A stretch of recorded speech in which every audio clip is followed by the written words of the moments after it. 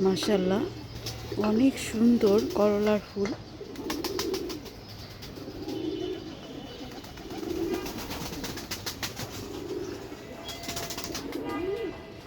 একদম নতুন ডগায় ফুলটা ফুটেছে, খুবই সুন্দর লাগছে দেখতে।